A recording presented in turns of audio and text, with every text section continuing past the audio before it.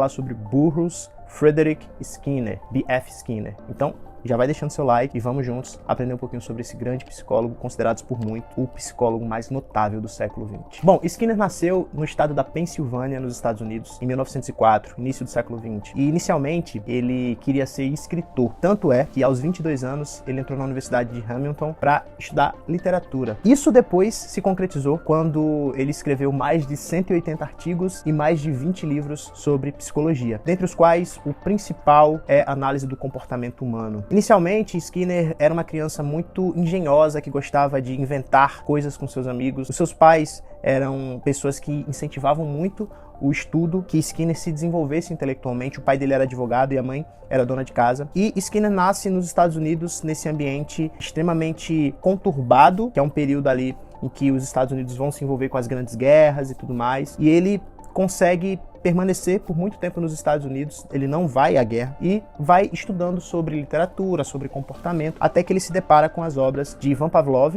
e de John Watson, em que ele entende um pouco mais sobre uma escola que depois viria a ser chamada de behaviorismo, ou comportamentalismo em português. Skinner, ele é o criador da análise do comportamento, também conhecida como behaviorismo radical. E ele basicamente defendia que livre-arbítrio não existe. É uma ilusão achar que nós temos escolha sobre o que nós fazemos ou deixamos de fazer. Na verdade, os nossos comportamentos são reforçados ou extintos pelo nosso ambiente. Skinner, ele dava muita ênfase ao ambiente, dava muita ênfase à modulação do comportamento que o ambiente tem sobre nós, a influência que o ambiente tem sobre nós. Dessa maneira, as nossas ações, elas são determinadas por ações anteriores. Deixa eu tentar explicar para vocês como é que funciona esse princípio do reforço, ou princípio condicionante do comportamento. Se eu faço algo que as pessoas que eu amo ou a sociedade recrimina, a tendência é que eu não faça mais. Por outro lado, se eu faço algo que as pessoas se alegram, as pessoas gostam, as pessoas ficam felizes, é possível que o meu comportamento seja repetido. É por isso que o comportamento de roubar, muitas vezes, é recriminado e punido,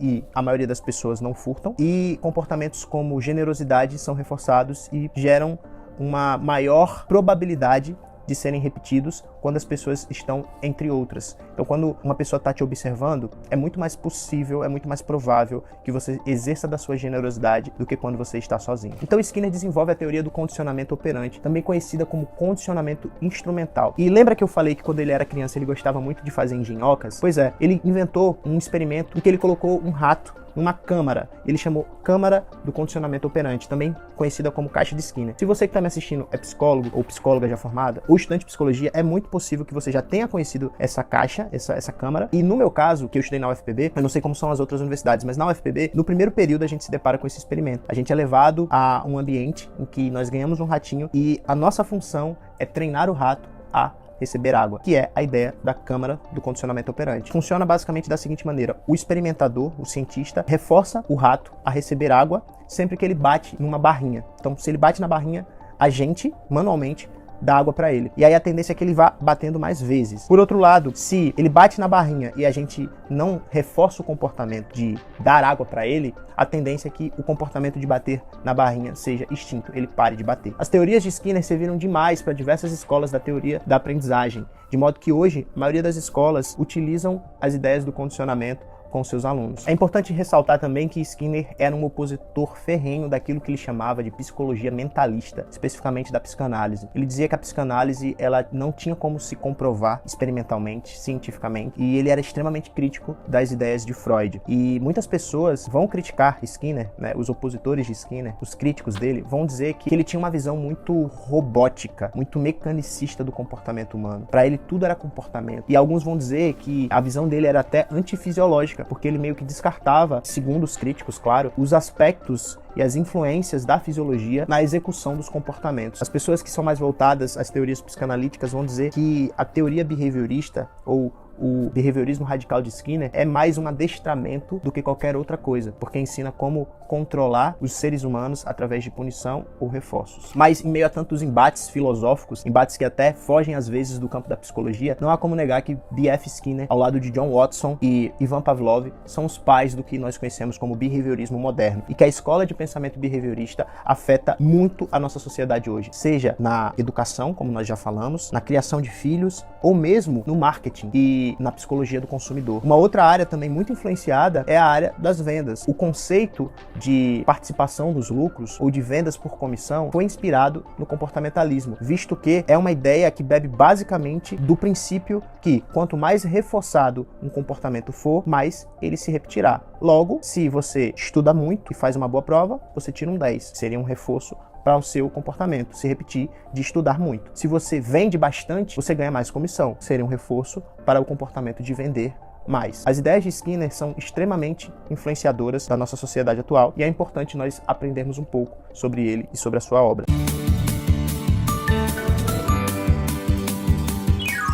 Vimos que no condicionamento clássico uma resposta é eliciada, quer dizer, provocada por um estímulo específico e identificável. Já no condicionamento operante, que vamos estudar nesse vídeo, o comportamento não é eliciado, ou seja, ele não é provocado por um determinado estímulo. Em vez disso, ele é emitido. Mas qual a diferença entre uma resposta eliciada e uma resposta emitida? Bom, a resposta eliciada é extraída do organismo por um estímulo. Por exemplo, quando alguém descasca uma cebola e chora, as lágrimas são uma resposta eliciada pelos gases da cebola. Já no caso da resposta emitida, ela simplesmente aparece. Bom, mas se não há um estímulo específico eliciando a resposta, então de onde a resposta emitida vem? Segundo Skinner, ela vem do nosso histórico pessoal de experiências que foram reforçadas no passado. Veja o que ele diz. Yes, well, could we take a specific example? Last evening I went to the theater. Now, why? Well, I could tell you that I felt like going. It occurred to me, the idea of going to the theater occurred to me, and I went. I could also tell you that, looking at it from my professional point of view, that when I've gone to the theater in London, I've always been richly reinforced. That is to say, things have happened which have increased the likelihood that I will go to the theater when I'm in London. And this would be the explanation that I would give. And I would say that that explanation would also explain why the idea of going to the theater occurred to me and why I felt like going. So that the purpose of going to the theater turns out to be the consequences of having gone to the theater in the past, rather than something which leads me to go in this particular instance. But the difference between the sunflower and the person is that the person has also had a long experience in which he has learned to observe himself, particularly that private world within his skin, to which no one else has access, and which we are likely then to think of as being non-physical or something of that kind.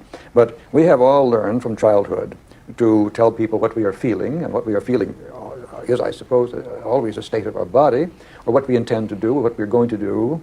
And we have good evidence about this from the actual states of our bodies.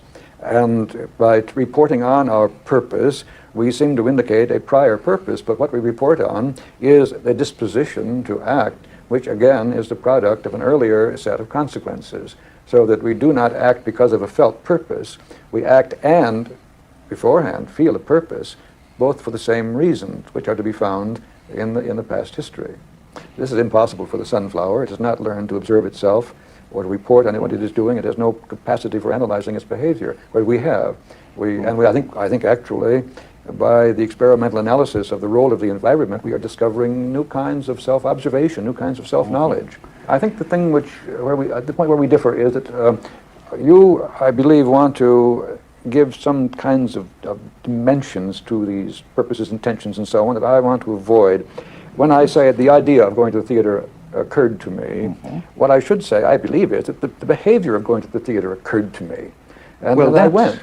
Well, that occurred, yes. But why do you want to get away from saying the thought of going to the theatre occurred to you? Because I'm worried about the dimensions of the thought. No doubt I could tell you in advance that I was going to go. In fact, I bought tickets and so on, so that I was aware of the probability that I would go, and I was aware of the preparatory behaviors in which I engaged.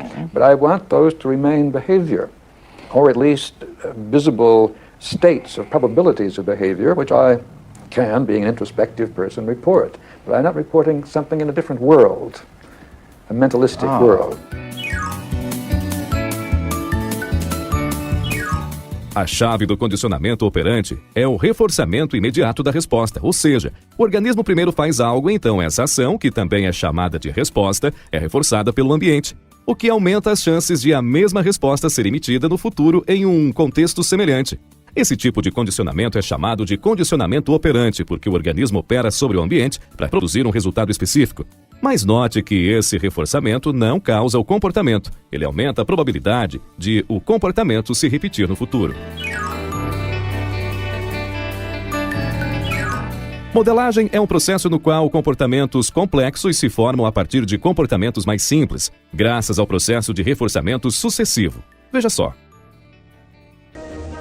He develops a system called operant conditioning to prove that a behavior will be repeated by a subject when rewarded. Repetition leads to reinforcement. Reinforcement to changes in behavior. This hungry pigeon is moving about more or less at random. Sometimes it turns its head to the left. When it does, we reinforce that movement by giving the pigeon access to a dish of grain. Skinner then waits for it to turn further. Again, more food. Ultimately, the pigeon will turn in a complete circle, having learned that only when he turns will he be rewarded. What Skinner was able to do in very carefully controlled studies with animal models was to demonstrate that whole chains of behaviors could be built step by step so that literally you could teach a pigeon to do complicated behaviors that no one would have predicted possible. And Skinner believes that if it works for pigeons, why not people? In Skinner's mind, behavior is behavior, up and down the evolutionary scale, and it is all learned. One of the great successes is in education. People are taught to do more complicated tasks than anyone had thought possible by breaking down behavior into small steps and giving positive reinforcement along the way.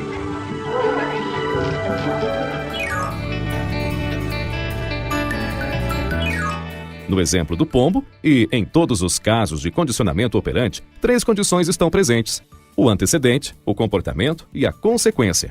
Vamos detalhar. O antecedente se refere ao ambiente no qual o comportamento ocorre, no caso do pombo, o laboratório de Skinner.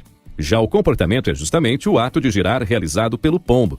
Uma parte desse comportamento já estava presente no repertório de ações do pombo e foi exatamente o ponto de partida da modelagem. Por fim, a consequência é o grão de milho oferecido à ave como reforçador. Essas 3 condições são necessárias para o sucesso do condicionamento operante. O ambiente tem um papel seletivo tanto na modelagem como na manutenção de um comportamento. Isso significa que um dado comportamento tem maior probabilidade de ser emitido novamente no mesmo ambiente no qual ele já foi reforçado anteriormente. Então, é mais provável que eu compre ingressos uma segunda vez para ir ao mesmo teatro no qual já tive uma experiência gratificante anteriormente. Mas é importante ressaltar que ambientes semelhantes também podem aumentar a probabilidade de emissão de um mesmo comportamento. É o que chamamos de generalização de estímulos. Quer dizer, se 2 situações apresentam alguns elementos idênticos, o indivíduo reagirá do mesmo modo nas 2 situações por conta do histórico pessoal de reforçamentos em uma delas. Segundo Skinner, o reforçamento de uma resposta aumenta a probabilidade de todas as respostas contendo os mesmos elementos.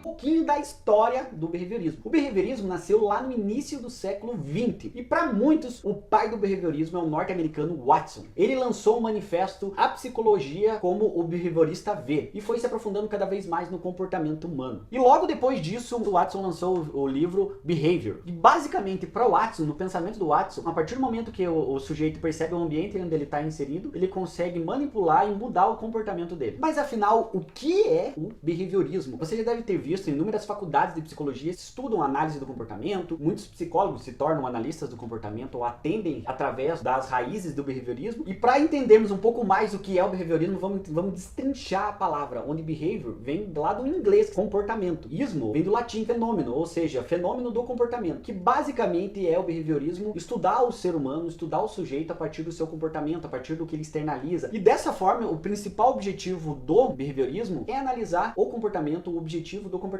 O behaviorismo também teve muitos estudos através dos animais. Muitas pessoas falam que o behaviorismo ele não considera as questões internas ou intrínsecas, como as emoções ou os sentimentos, o que não se trata de uma verdade. Por quê? O behaviorismo, sim, ele considera as emoções, mas a partir do momento que elas são externalizadas e viram um comportamento. E a partir do behaviorismo clássico de Watson, que tinha como principal objetivo ver o comportamento, saiu outras vertentes do behaviorismo que eu vou falar um pouquinho para vocês. Vou citar e explicar um pouco cada vertente do behaviorismo. Uma dessas vertentes é o behaviorismo metodológico. É muito parecido com o behaviorismo clássico de Watson, mas ficou muito famoso a partir do experimento de Pavlov. Com certeza, se você estudou um pouquinho de behaviorismo ou da análise do comportamento, você já ouviu falar do Pavlov. E, consequentemente, se você ouviu falar do Pavlov, você já deve ter ouvido falar do experimento que ele fez com os cachorros, que vem aí a questão do condicionamento, da modelagem. Onde ele fez um experimento com os cachorros, ele soava uma campainha para os cachorros virem comer. Naturalmente, estou resumindo a história, naturalmente, depois de um tempo, toda vez que ele soava a campainha, os cachorros salivavam. Por quê? Porque eles estavam condicionados que o barulho da campainha significava comida. Foram condicionados a isso e cada vez eles salivavam mais quando ouviam esse barulho. E aí veio cada vez se aprofundar mais nos estudos sobre o comportamento condicionado, modelado, onde as pessoas condicionam para que um comportamento aconteça. Outra corrente, talvez não tão conhecida dentro do behaviorismo, é o behaviorismo filosófico, que também é conhecido como behaviorismo analítico ou lógico, que tem como seus principais pensadores o britânico Gilbert Ryle e o austríaco, que eu não sei falar o nome, é um nome muito difícil, vou colocar aqui na tela para vocês. E basicamente, essa corrente do behaviorismo filosófico, eles defendem a ideia de que o pensar e o agir, eles estão diretamente interligados. A partir do momento que você pensa, você age e uma coisa influencia a outra. Além disso, também temos a vertente do behaviorismo radical do Skinner, né? Um dos behaviorismos mais famosos e mais estudados dentro das faculdades de psicologia, né? Skinner estudou muito sobre o comportamento humano e sobre a relação das pessoas com o comportamento humano. E aí ele desenvolveu várias coisas como ocasião, resposta, consequência, estímulo, resposta, esquiva e fuga, mecanismos do comportamento humano que interagem diretamente com a mente da pessoa, né? Uma das questões interessantes do behaviorismo radical do Skinner é que ele falava que as nossas emoções não davam origem à nossa conduta. Ele era bem crítico referente a isso. E basicamente pro Skinner, as emoções também estavam no modo de agir de cada ser humano, de cada indivíduo, de cada pessoa. É bem importante dizer também que o behaviorismo, de modo geral, tem uma corrente científica muito grande. E inúmeros professores de faculdades, inúmeros pesquisadores que pesquisam até hoje e produzem ciência de verdade em cima do behaviorismo.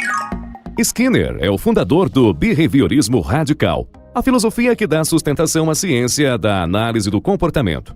Em vídeos anteriores, já estudamos vários aspectos da abordagem behaviorista. Nesse vídeo, faremos uma síntese da visão de Skinner a respeito do ser humano. Skinner, sem dúvida, defende uma visão determinista da natureza humana, ou seja, conceitos como livre-arbítrio e escolha pessoal não têm espaço na análise behaviorista, pois as pessoas não são livres, são controladas por forças ambientais. Ora, mas no livro Comportamento Verbal, Skinner afirma que os homens agem sobre o mundo, modificam-no, e por sua vez, são modificados pelas consequências de sua ação. Bom, se os homens agem sobre o mundo, isso significa que existe livre-arbítrio e escolha pessoal. Afinal, o homem toma espontaneamente a iniciativa de agir sobre o mundo, certo? Errado. Na visão de Skinner, o homem age sobre o mundo, sim, mas ele não age sobre o mundo movido por causas internas e espontâneas. Não. As causas da ação do homem podem ser rastreadas até suas fontes que estão fora dele. Veja só. Se Joana organiza sua sala de estudos para poder estudar melhor, ela está agindo sobre o mundo. Mas a Joana não faz isso movida por uma causa interna. Em algum momento, ela foi informada pelo mundo externo que uma sala de estudos organizada pode favorecer sua concentração e facilitar o acesso aos seus materiais. Outro exemplo, se o Fernando leva o seu carro com problemas em uma oficina mecânica, ele também está agindo sobre o mundo. Mas o Fernando não faz isso movido por uma causa interna. E sim porque, em algum momento, ele foi informado pelo mundo externo de que é necessário um mecânico para consertar um carro com problemas.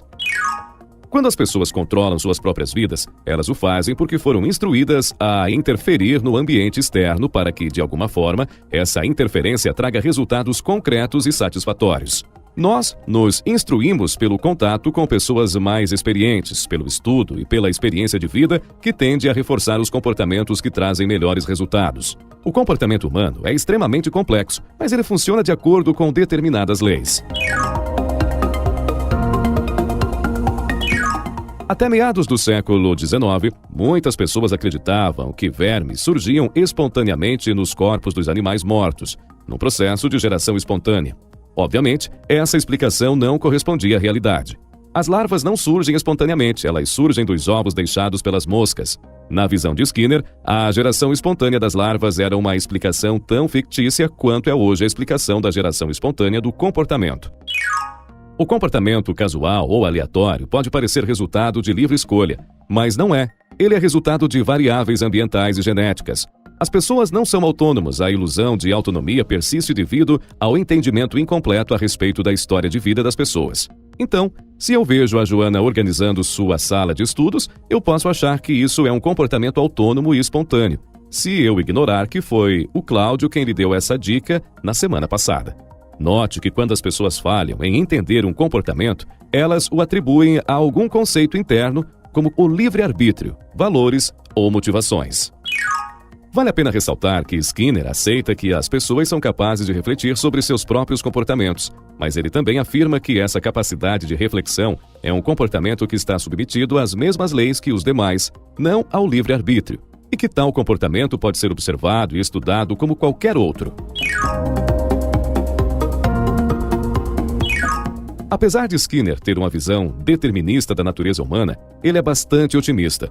Como o comportamento humano é modelado pelos princípios do reforçamento, nossa espécie é muito adaptável, pois de todos os comportamentos emitidos, são aqueles que trazem os resultados mais satisfatórios que tendem a se repetir no futuro.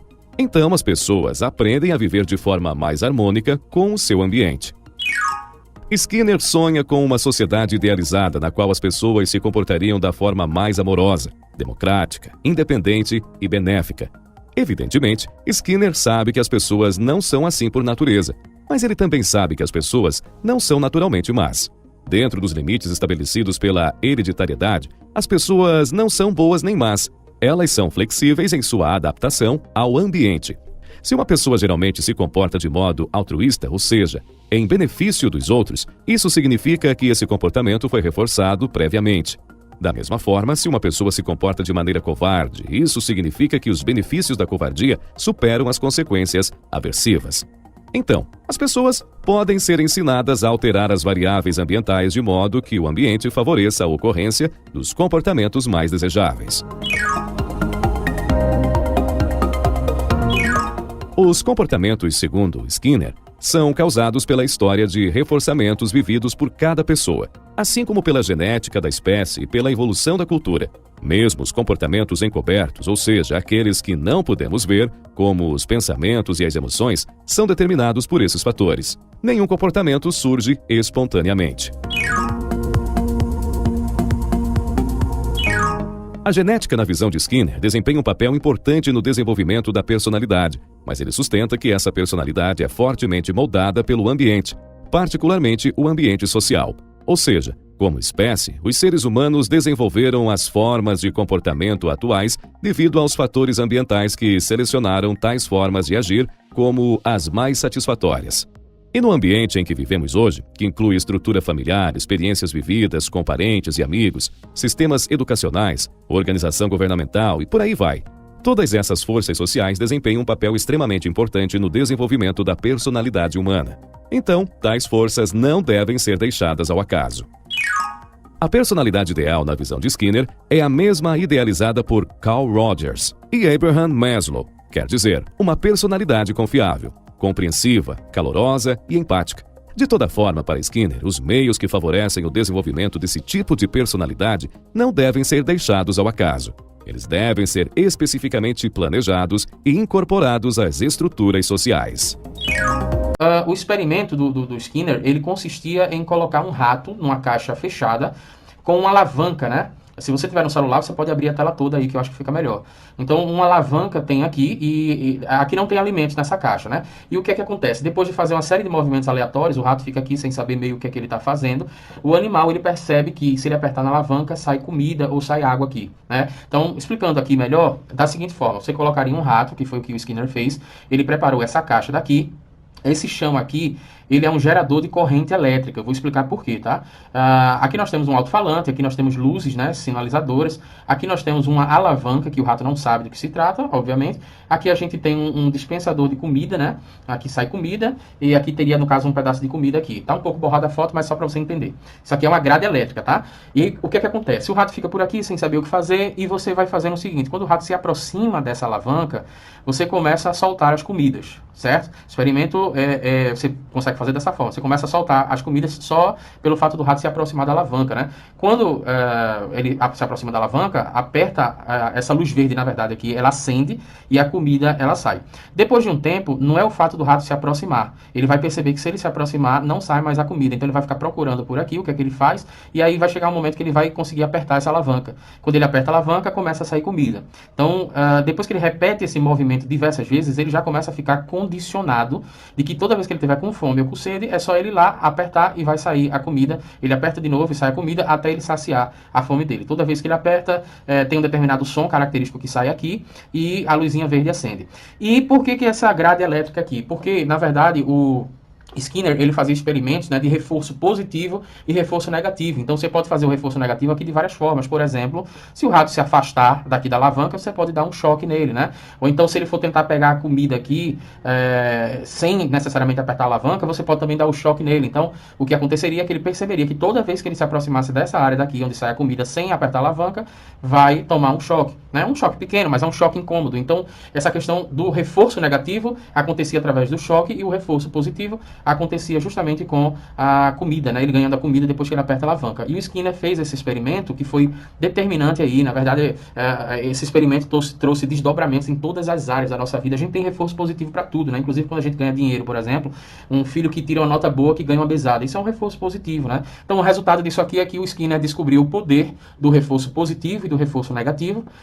E as resultantes da repetição desses esforços, posteriormente, foram denominadas de condicionamento operante, tá? Então, esse seria o condicionamento operante, lembrando que o Pavlov, ali no cão do Pavlov, ficou conhecido depois daquele experimento, e aí toda aquela, digamos assim, aquele resultado daquele experimento como condicionamento clássico, e o Skinner ficou conhecido como um condicionamento operante, né? E depois foi definido também como modelagem. Inclusive a área de coaching utiliza muito isso. Se você pegar os livros, por exemplo, do Tony Robbins, você vai ver que ele fala muito sobre essa questão de modelagem, tá? Então quem descobriu isso foi justamente o Skinner.